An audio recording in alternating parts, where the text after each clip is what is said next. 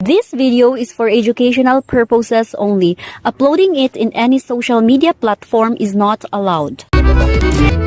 Our topic for this week is all about solution, suspension, and colloids. Last week, we discussed about pure substances and mixtures. We all know that mixtures has two types, the heterogeneous and homogeneous. This time, we are going to discuss about colloids and suspensions and their heterogeneous, and the homogeneous, the solutions. So, are you ready? Let us have our lesson objective first. Okay?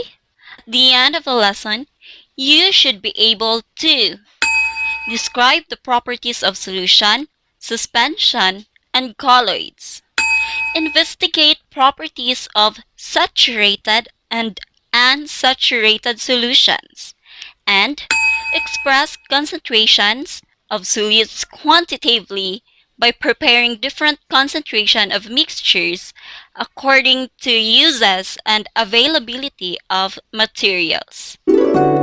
So, here we go! Last week, we discussed about homogeneous mixtures, right?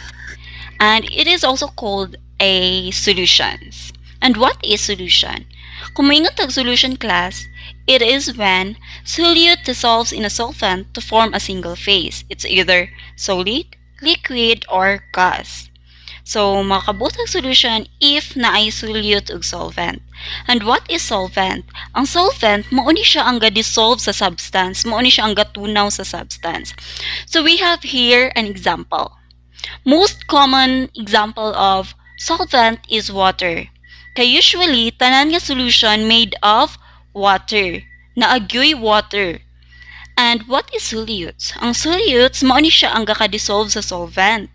We have here an example, a sugar and a powder juice. Diba kung mainom tag juice, kinahanglan nato nga itunawon, i-mix sa water ang sugar o ang powder juice para naatay imnon. So, kung na-mix na nimo ang solute o ang solvent, and if natunaw ang solute sa solvent, then we have a solution. Okay. Usually, ang solution kay ma-formed when a solute, kung ang solute matunaw sa solvent. And it will form a single phase since it has water, so it is in a liquid state. And it appears homogeneous or uniform. Kay diba dili na nato ma-identify asa ang water, asa ang powder juice kay na-mix na sila og tarong. So, in solution, the solute cannot be separated in the solvent. Kay gagmay na kay ang particle sa solute. So, dili na to siya ma-separate through filtration. Dili na to siya masala. Okay? So, class, there are factors affecting solubility. First, we have nature of solute and solvent. So, soluble, na siya soluble and insoluble. Kung miingon tag soluble, mo siya mga substances that dissolve readily in a solvent. Dali ra siya matunaw. Ang solute, pag i-mix nimo siya sa solvent, dali ra siya matunaw. Pero naapoy mga substances nga dili matunaw sa solvent. O ang tawag ana is insoluble. For example here, we have sugar and water. Kung i-mix na to ang sugar sa water, matunaw siya dili. Of course, matunaw. So, unsa ang tawag na to ana? That is soluble. Pero, kung i-mix na to ang sand ug ang water, matunaw ba ang sand sa water? Dili, di ba? So, ang tawag na to is insoluble. Okay, so ang sand is insoluble to water. So, mao na siyang nature sa solute ug solvent. Next is miscible and immiscible. Di ba? Kung maingon tag miscible, may siyang liquids nga ma-mix dayon, ma-mix siya. Og immiscible, ang liquid nga dili ma-mix sa each other. So, unsa man na siya? For example, class, kung ang Sprite ug ang orange juice, kung i-mix nimo, mag-mix ba sila dili? Ma-identify pa ba nimo ang orange juice ug ang Sprite? Okay, dili na. So, that is called miscible. But, if you are going to mix oil and water, Mamix ba ang oil sa water? I-try gani. Diba, dili? So, ang tawag ana, immiscible. Kaya nga no, kung i-mix nimo ang water ag ang oil, mupa ba taas gyud ang oil. So, those are the factors affecting solubility. We have soluble, dali ra matunaw, insoluble, dili gin matunaw, miscible, ma-mix, two liquids mix each other, immiscible, dili ma-mix. Okay? Next is pressure. It can also affect the solubility of a solution. For example, class, a carbonated soft drinks or a Coke. Diba? Pag i-shake-shake nimo na siya, then i-open nimo, what will happen? It will produce bubbles. Ug ang tawag ato is effervescence, ang rapid escape of gas. Kay ang Coke na siya carbon dioxide. Ug dapat mas taas ang internal pressure sa Coke kaysa atmospheric pressure. Kay para dali matunaw ang carbon dioxide sa any solvent, okay, sa Coke. So, kung i-open nimo ang Coke class, dayon dili na nimo ibalik ang taklob. So mawala, ma-level ang internal pressure sa atmospheric pressure. Then ang carbon dioxide ni gawas. So wala na dayon siya lami, di ba makabantay mo nga dili na dayon siya biting thirst. Nawala iyang biting thirst. Next is temperature. It has a varied effects on solutions. So, magdepende siya. In solids and liquids, kung mutaas ang temperature, mutaas pa dihang solubility. For example, class, kung magtimpla ka og coffee. Okay? Ang powdered coffee, timpla mo siya sa hot water. Siyempre, dali gyud siya matunaw kay init man ang water. However, in gases, opposite sila class. Kung mutaas ang temperature, mumubo ang iyang solubility. Kaya nga naman, for example, in a fish pond, since ang fish, kinahanglan sila og dissolved oxygen para sila mag-survive. Kung mo shift ang temperature sa water, mutaas ang temperature sa water, ma-dissolve ang mga oxygen. So, mag-decrease ang oxygen, ang dissolved oxygen. So, ang mahitabo, ma-endangered ang fish. Mas delikado sila, mamatay sila.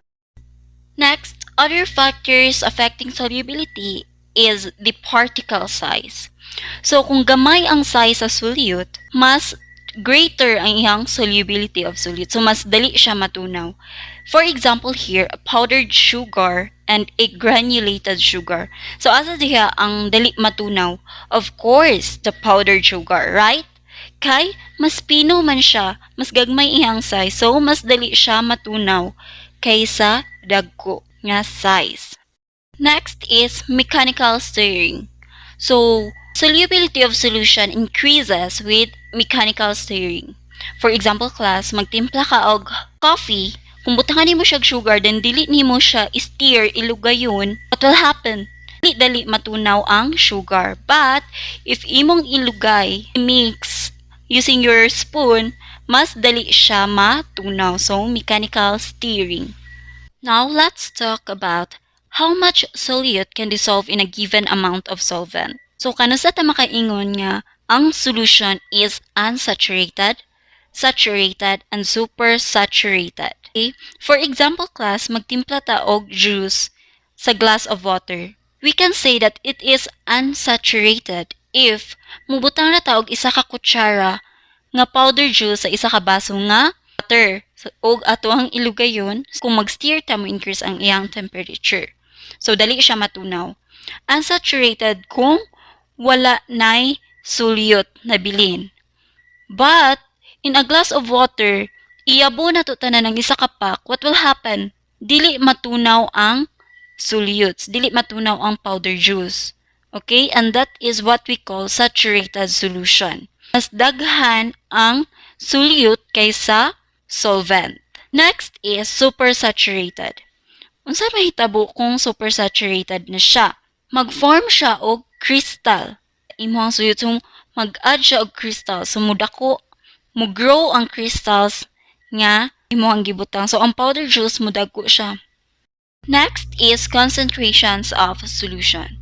So it is the measure of how much solute dissolve in a specific amount of solution or solvent. So we have concentrated and diluted. Unsa ang ilang difference? So kung mingat concentrated, It contains a large amount of solute in a small amount of solvent. For example, class, mag-bake ka. So, i-mix na nimo ang flour o ang water. So, in a cup of water, nagbutang ka og 1 cup pod nga flour. What will happen? So, mas daghan ang solute kaysa water. So, ang tawag ana is concentrated. Next is diluted. So, contains small amount of solute in a large amount of solvent. For example, class, in a glass of water, nagbutang ra ka og 1/4 sa kutsara nga flour. So, what will happen? Natunaw gyud ang flour. So, that is what we call diluted.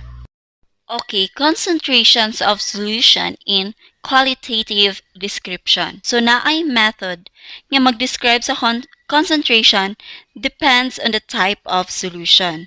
So, class, if you are going to measure the mass of solute or solvent, imong gamiton is grams. But if you are going to measure the volume of solute or solvent, you are going to use millimeters or liters. So, pwede na to siya measure ang mass sa solute sa solvent para makita nato ang ratio nila sa solution. For example here, we have the formula of percent by mass is equal to mass of solute over mass of solution times 100% para makita nato ang percentage sa mass. Okay? We have here an example. What is the percent of sodium bicarbonate in a solution containing 20 grams sodium bicarbonate dissolved in 600 grams of water? Sodium bicarbonate is also known as baking soda. Okay? So, ginapangita nato ang percentage. Okay, atong given 20 grams of sodium bicarbonate or baking soda, then 600 grams of water. Ang atong ginapangita is percent by mass. So, copy the formula. Percent by mass is equal to mass of solute over mass of solution times 100%.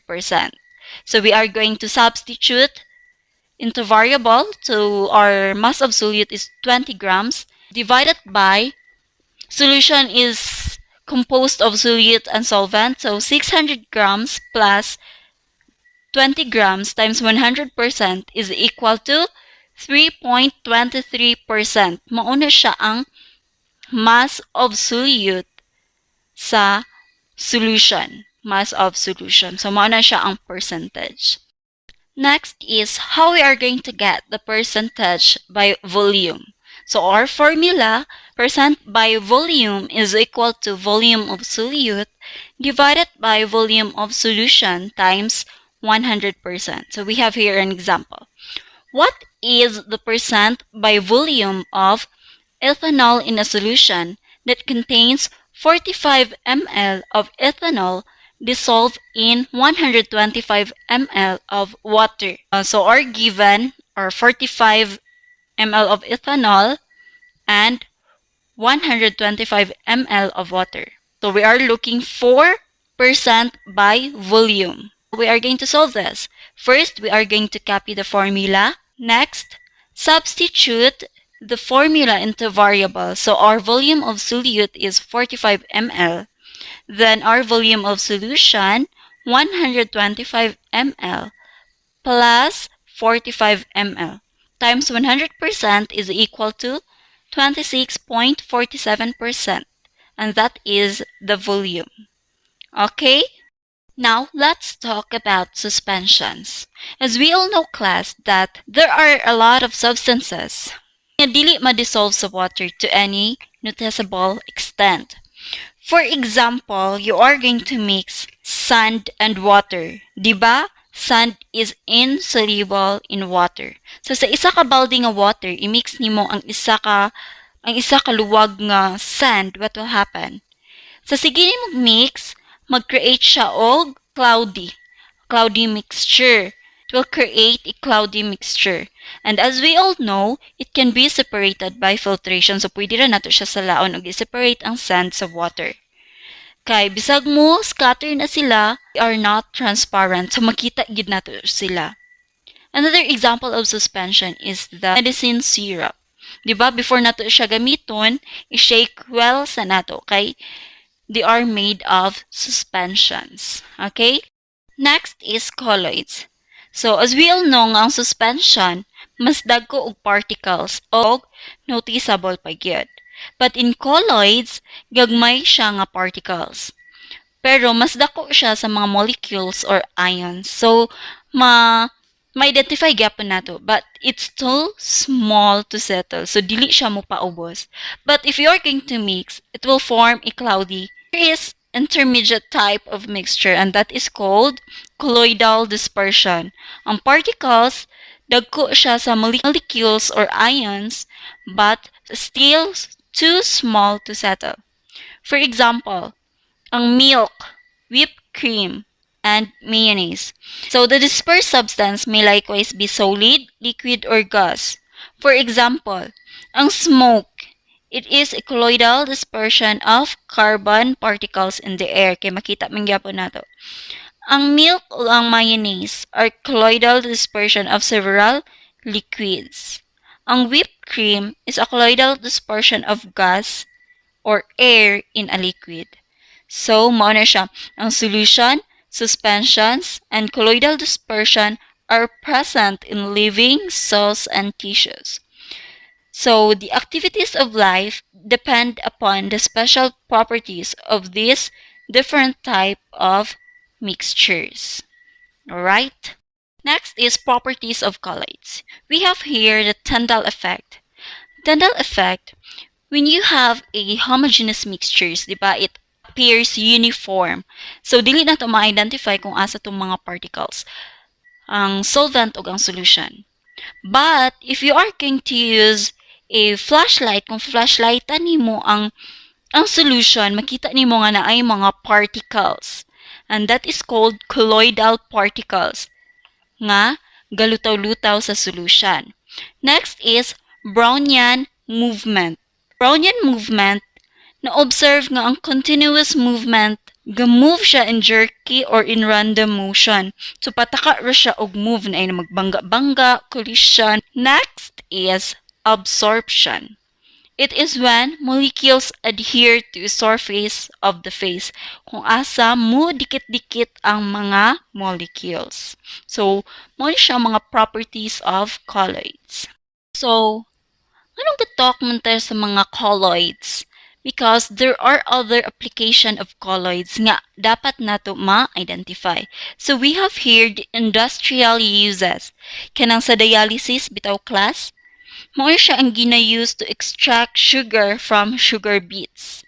So, mao siya ang application sa colloids. Ma-identify man niya kung asa itong mga particles, so iyang ipang-separate ang sugar sa sugar beets. Then, used to separate alkali from colloidal fiber materials. And also, purification of colloidal medicines. Diba itong mga medicines kay mga para mugagmay gid ang iyang mga particles. Okay. Next is in theater and art. Siba na ay mga dispersion of light, scattering light.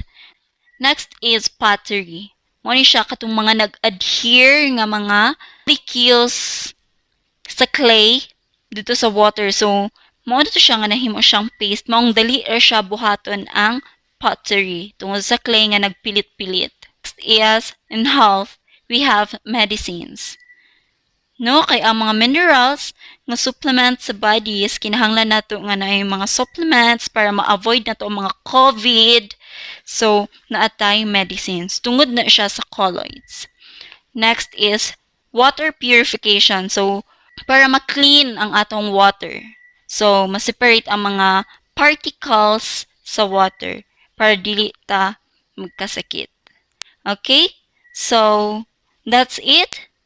Class, to encapsulate our topic, we have here the solution, colloids, and suspension. So, when we say solution, particles are the smallest. Gagmay gid kay siya.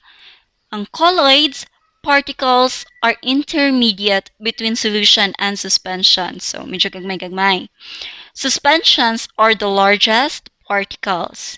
Then in solution, it appear uniform, di ba? Dili ginato ma-identify. Ang colloids ug ang suspension mag-appear siya cloudly if mag-mix ta. Solution cannot be separated by filtration kay gagmay man kay ang particles. But ang colloids dili gyapon siya ma-separate by filtration kay gagmay gyapon. Ang suspension lang ang ma-separate by filtration, pwede na to sa laon. Ang solution don't exhibit Tyndall effect. So, kung flashlightan nimo, clear yun siya. Wala kayo makita ng mga particles. Pero kung ang colloids ug ang suspension, kung flashlightan nimo ang solution, makita nimo ang mga particles nga naglutaw-lutaw dito sa solution. Okay, so that's it. Activity time. So you are going to have a laboratory activities. Okay? Ug dira lang ninyo buhaton sa inyong balay, no worries. So you are going to perform activity 2.2, the solubility, pages 62 to 63. So naay mga materials dira class nga beakers. Kung wala may beakers, you can use a glass. Okay, baso. Next is form activity 2.3, saturated solution. Mao gyapon. Kung wala mo'y beaker, gamit ra mo og baso. Ang sa measurement dayon, you can use dropper or measuring cup. So class, you are going to write it in a one whole sheet of paper. Ang inyong buhaton sa inyong paper, inyong kopyahon ang title, then ang objectives. Dayon, ang questions for analysis and conclusion. Kaya ansiran man na ninyo ang question o magbutang mo sa inyong conclusion. Ang ato dayon nga procedure, gusto nako sa procedure, mag-take mo og pictures kung giunsa ninyo pag-perform ang activities. Remember class, this is a performance base. Okay?